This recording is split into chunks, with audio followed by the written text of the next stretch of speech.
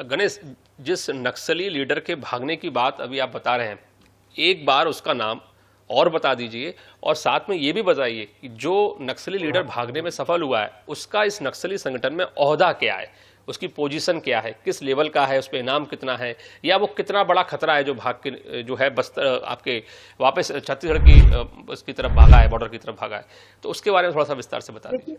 देखिए, जिस सांबैया के वहां से भाग निकलने या वहां से बच निकलने की जो खबरें आ रही हैं वो सीपी मेंबर है। लगभग 50 लाख का इनाम जो है उस नक्सली पर है और वो सीपी मेंबर है और नक्सल संगठन को चलाने में भी इसकी बेहद अहम भूमिका मानी जाती है। ऐसे में निश्चित तौर पर पहाड़ियों पर बड़े लीडरों की मौजूदगी थी, परंतु किसी वजह से या किसी कारण वो ऑपरेशन से ठीक पहले ही वहां से निकलकर दंतेवाड़ा की ओर जाने की खबरें जो है ये खुफिया एजेंसियां बता रही है कि वहां से वो निकल चुका है, परंतु बाकी जो लीडर्स है जिनकी मौजूदगी की सूचना थी वो अब भी वहां पर मौजूद है। जी,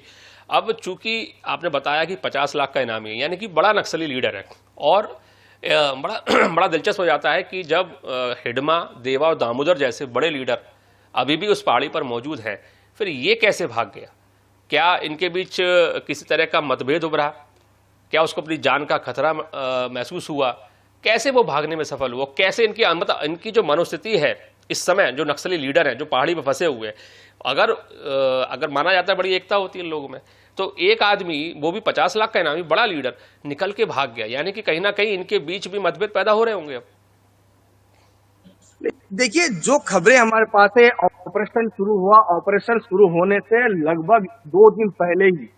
जब तक ऑपरेशन उस इलाके में लॉन्च किया गया उसके पहले ही वो वहां से निकलने में सफल हो चुका था। इसके बाद जो कमांडर बचे हैं, जिनमें देवा है, हिरमा है और दामोदर है, चंद्रन्ना है, सुजाता है, इनके अलावा और भी जो डीवीसी मेंबर है, एसजेडसी है, टीके एसजेडसी है, वो उनकी अभी भी वहां पर मौजूदगी की खबरें आ रही है। जिस तरीके से लगातार इस पूरे ऑपरेशन के बाद शांति वार्ता खबरें निकल कर आ रही हैं, तेलंगाना के जो लीडर हैं, सीएम को देख लीजिए या पूर्व सीएम को देख लीजिए, वो सारे लोग इस ऑपरेशन को बंद करने के पीछे लगे हैं। देश की लगभग 300 संस्थाएं वर्चुअल प्रेस कॉन्फ्रेंस के माध्यम से देश के गृह मंत्री और प्रधानमंत्री को पत्र लिख रहे हैं कि इस ऑपरेशन को रोक दिया जाए। तो ये मान लीजिए कि निश्चित तौर पर वहां पर बड़े लीडरों की मौजूदगी है। भले ही जो सीपी मेंबर है 50 लाख का इनामी अपनी टीम के साथ जो सांबैया है वो निकल कर वहां से भाग गया हो, परंतु उससे भी बड़े लीडर जो संगठन को चलाते हैं अब भी वहां पर मौजूद है। इनकी मौजूद होने की खबरें भी आ रही है, जिसके आधार पर यह ऑपरेशन अब भी चल रहा है। देखिए, 9 दिन तक चलता है ऑपरेशन, जो चल रहा है बहुत लंबा समय होता है और जिस तरीके से बताया जा रहा है कि उस इलाके में अब भी निरंतर इस अभियान को चलाया जाएगा। जी,